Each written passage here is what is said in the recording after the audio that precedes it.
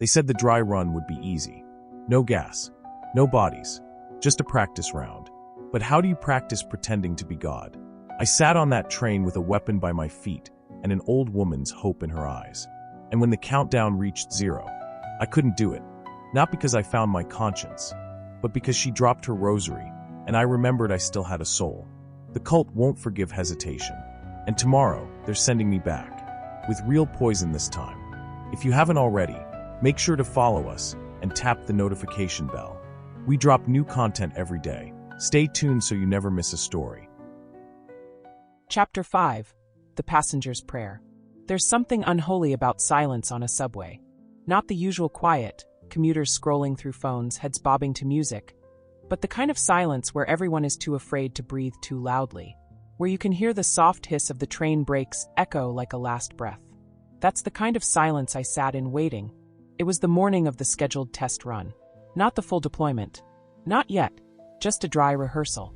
A simulation with bags, real placement, real timing, but no gas. No death. Not today. That's what I told myself. Over and over again. Not today. I boarded the train on the Chiyoda Line, same as before. Same steel rails. Same beige walls. Same distant, automated announcements about the next station. Except now I wasn't a passenger. I was the one carrying the bag. They had trained us in precise timing. Where to sit. What hand to use. How to drop the umbrella just right. Don't draw attention. Don't blink too much. Smile if someone looks at you. We were the invisible operators of a holy act of purification. And somehow, I still looked like me. That terrified me more than the mission itself. Across from me sat an old woman. Her fingers clutched a cloth bag on her lap, rosary beads tangled between the fabric. Her eyes met mine briefly, and she smiled. It wasn't pity, or suspicion, just human warmth, the kind I hadn't felt in months, and something in my chest cracked open. I looked down at the bag beside my feet. The fake sarin was sealed in plastic, just like the real thing would be. My umbrella tip, sharpened and hollowed, rested against my leg. My hands were trembling. We weren't supposed to flinch. We were trained not to. But I flinched. As the train rumbled through the next tunnel, the lights flickered.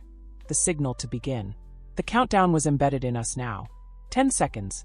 9. I reached for the umbrella. 8. The old woman bent over slightly, adjusting her sock. 7. Her rosary slipped to the floor. 6. She reached to grab it, hands shaking. 5. She looked up at me again, and something in her face shifted. Not fear. Not recognition. Something worse. Hope. 4. My fingers froze around the umbrella.